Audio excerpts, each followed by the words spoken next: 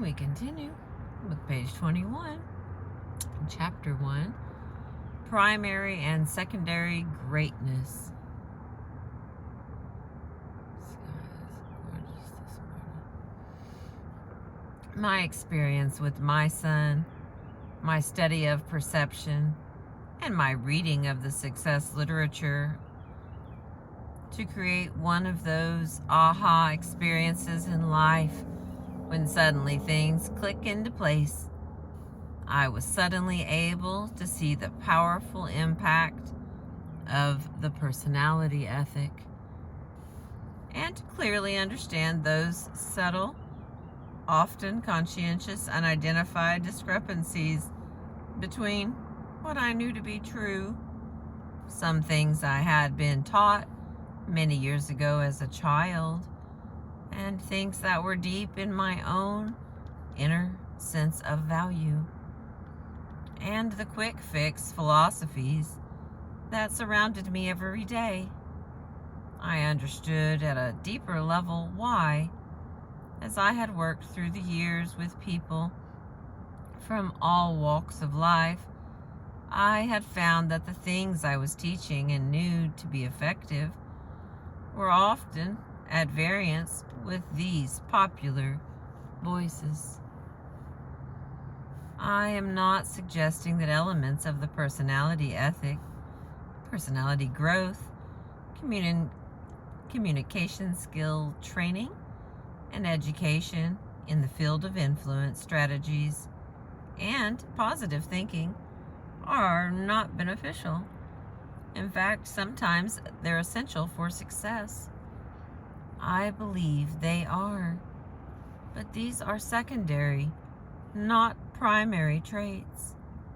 Perhaps in utilizing our human capacity to build on the foundation of generations before us, we have inadvertently become so focused on our own building that we have forgotten the foundation that holds it up, or in reaping for so long where we have not sown, perhaps we have forgotten the need to sow. If I try to use human influence strategies and tactics of how to get other people to do what I want, to work better, to be more motivated, to like me and each other, while my character is fundamentally flawed, marked by duplicity and insincerity, then in the long run, I cannot be successful. My duplicity will breed distrust, and everything I do, even using so-called good human relations techniques, will be perceived as manipulative. It simply makes no difference how good the rhetoric is, or even how good the intentions are. If there is little or no trust, there is no foundation for permanent success. Only basic goodness gives life to technique. To focus on technique is like cramming your way through school. You sometimes get by, perhaps even get good grades, but if you don't pay the price day in and day out, you never achieve the true mastery of the subjects you study or develop an educated mind. Did you ever consider how ridiculous it would be to try to cram on a farm, to forget to plant in the spring, play all summer, and then cram in the fall to bring in the harvest? The farm is a natural system. The price must be paid and the process followed. You always reap what you sow. There is no shortcut. This principle is also true, ultimately, in human behavior, in human relationships. They, too, are natural systems based on the law of the harvest. In the short run, in an artificial social system such as school, you may be able to get by if you learn how to manipulate the man-made rules to play the game.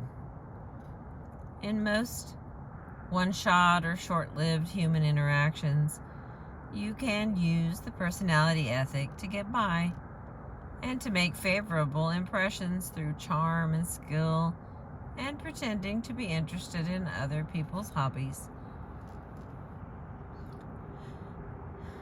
You can pick up quick, easy techniques that may work in short-term situations, but secondary traits alone have no permanent worth in long-term relationships.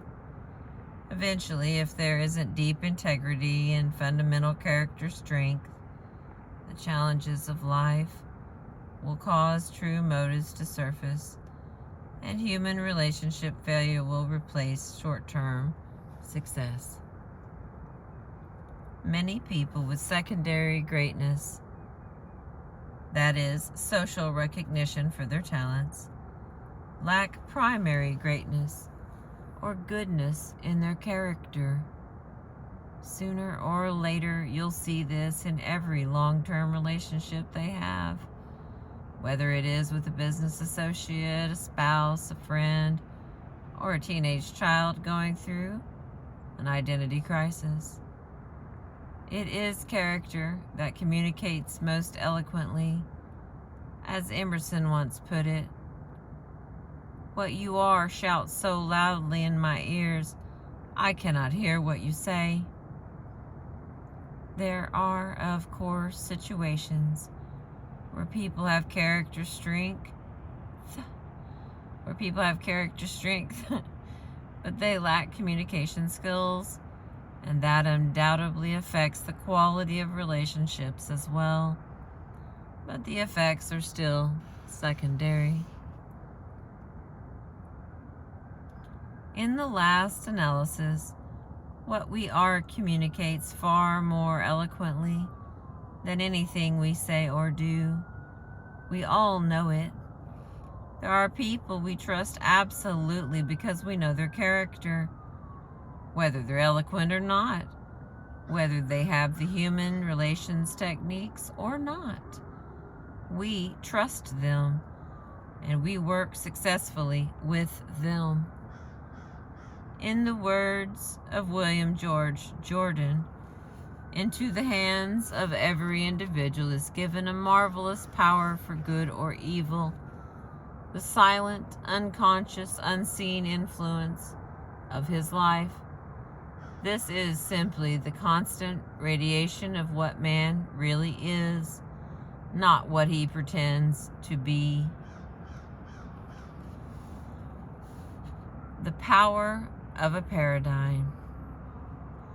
7 habits of highly effective people embody many of the fundamental principles of human effectiveness. These habits are basic. They are primary.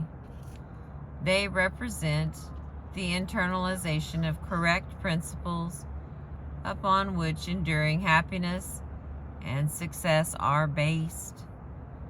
But before we can really understand these 7 habits, we need to understand our own paradigms and how to make a paradigm shift. Both the character ethic and the personality ethic are examples of social paradigms. The word paradigm comes from the Greek. It was originally a scientific term and is more commonly used today to mean a model, theory, perception, assumption, or frame of reference. In the more general sense, it's the way we see the world, not in terms of our visual sense of sight, but in terms of perceiving, understanding, interpreting. For our purposes, a simple way to understand paradigms is to see them as maps. We all know that the map is not the territory. A map is simply an explanation of certain aspects of the territory. That's exactly what a paradigm is. It is a theory, an explanation, or a model of something else.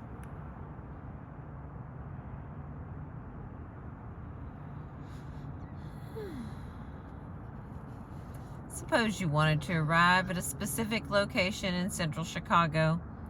A street map of the city would be a great help to you in reaching your destination. But suppose you were given the wrong map. Through a printing error, the map labeled Chicago was actually a map of Detroit.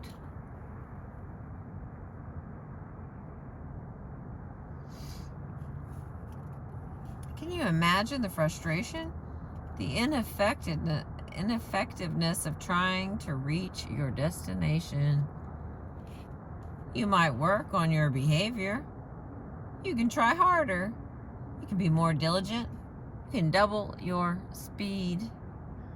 But your efforts would only succeed in getting you to the wrong place faster. You might work on your attitude.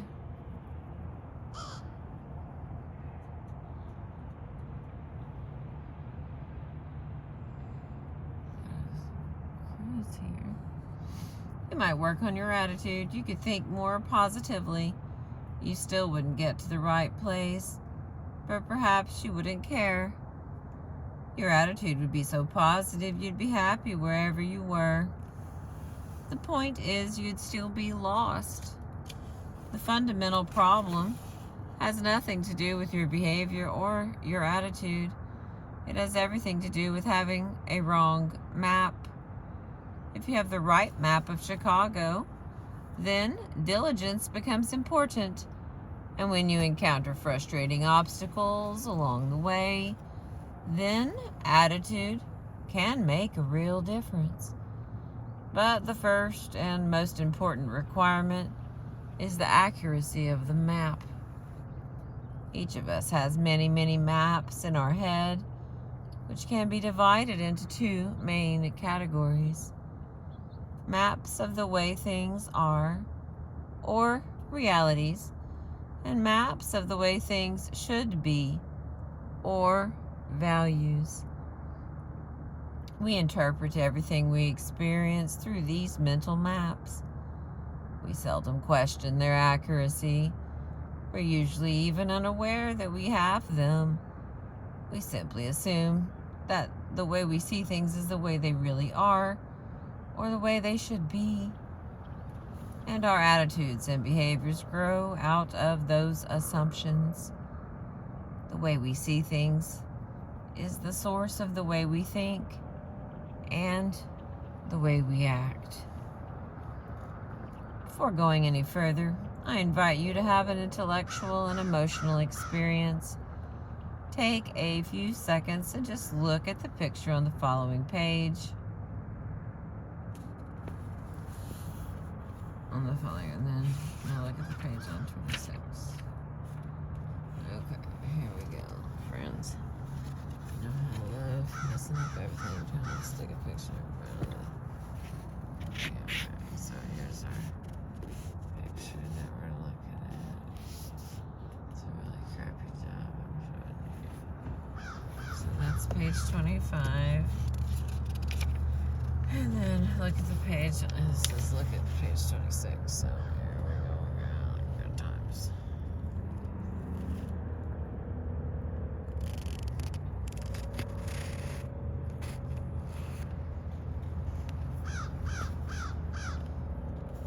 All right. Now let's go read what it says. Okay. Before we go any further, I invite you to have an intellectual and emotional experience. Take a few seconds and just look at the picture on the following page. Now look at the picture on page 26 and carefully describe what you see. Do you see a woman? How old would you say she is? What does she look like? What is she wearing? And what kind of roles do you see her?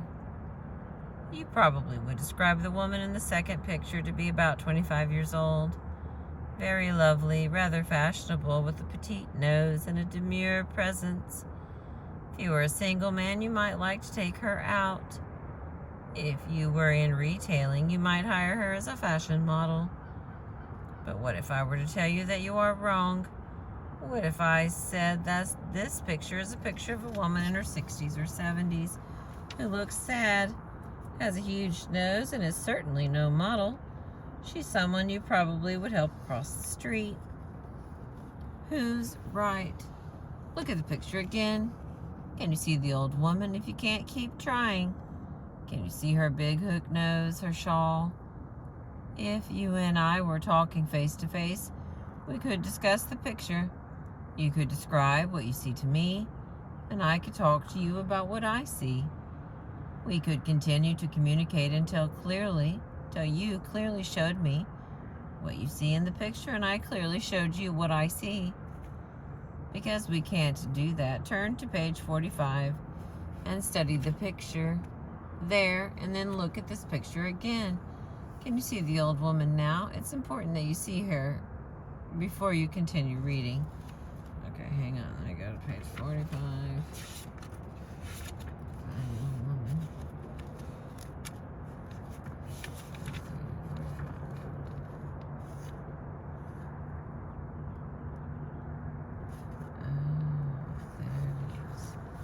Okay. Oh, well, here comes the sun. Here's page 45, where we can definitely see the old woman this time.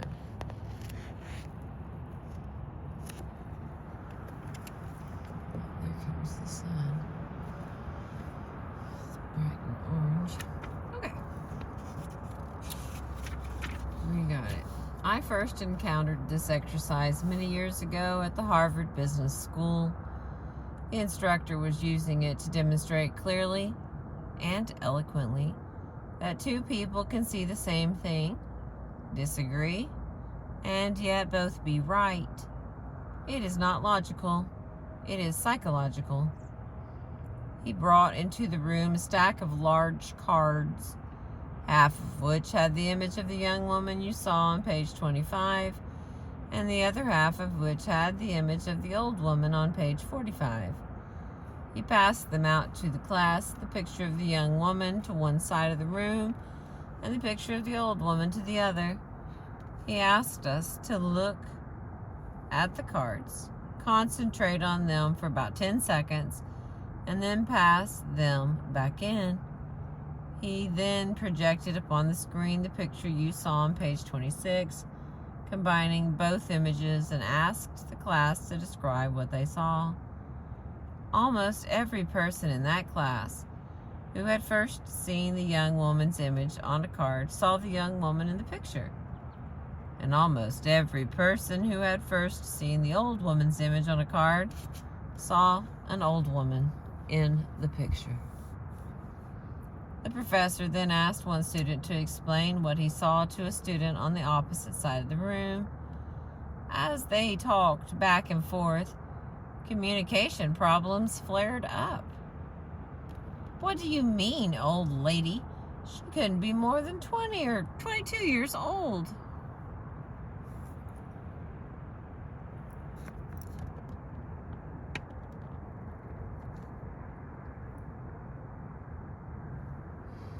Oh, come on, you have to be joking. She's 70, could be pushing 80.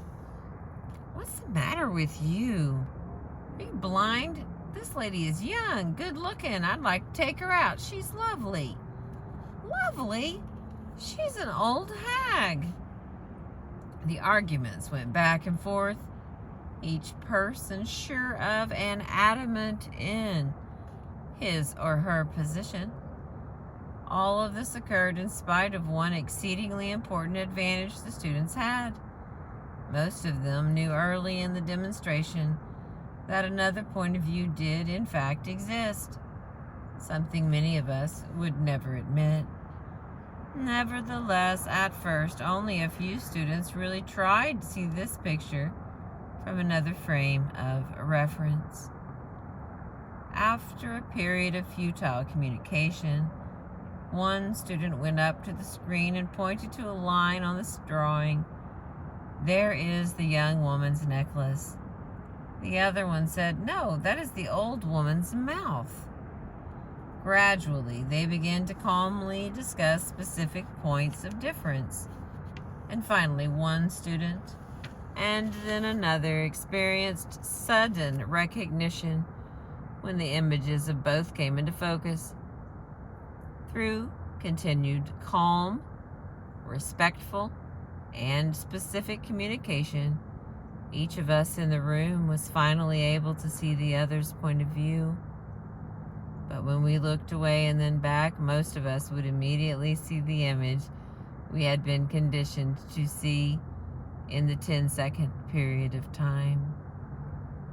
I frequently use this perception demonstration in working with people and organizations because it yields so many deep insights into both personal and interpersonal effectiveness. It shows, first of all, how powerfully conditioning affects our perceptions, our paradigms. If 10 seconds can have that kind of impact on the way we see things, what about the conditioning of a lifetime? The influences in our lives, family, school, church, work environment, friends, associates, and current social paradigms, such as the personality ethic, all have made their silent, unconscious impact on us and help shape our frame of reference, our paradigms, our maps. It also shows that these paradigms are the source of our attitudes and behaviors. We cannot act with integrity outside of them. We simply cannot maintain wholeness if we talk and walk differently than we see. If you were among the 90% who typically see the young woman in the picture, when conditioned to do so, you undoubtedly found it difficult to think in terms of having to help her cross the street. Both your attitude about her and your behavior toward her had to be congruent with the way you saw her. This brings into focus one of the basic flaws of the personality ethic. To try to change outward attitudes and behaviors does very little good in the long run if we fail to examine the basic paradigms from which those attitudes and behaviors flow. This perception demonstration also shows how powerfully our paradigms affect the way we interact with other people. As clearly and objectively as we think we see things, we begin to realize that others see them differently, from their own, apparently equally clear and objective point of view. Where we stand depends on where we sit. Each of us tends to think we see things as they are, that we are objective, but this is not the case. We see the world not as it is, but as we are, or as we are conditioned to see it. When we open our mouths to describe what we see, we in effect describe ourselves, our perceptions, our paradigms. When other people disagree with us, we immediately think something is wrong with them. But as the demonstration shows, sincere, clear-headed people see things differently, each looking through the unique lens of experience. This does not mean that there are no facts. In the demonstration, two individuals who initially have been influenced by different conditioning pictures look at the third picture together. They are now both looking at the same identical facts, black lines and white spaces, and they would both acknowledge these as facts. But each person's interpretation of these facts represents prior experiences, and the facts have no meaning whatsoever apart from the interpretation.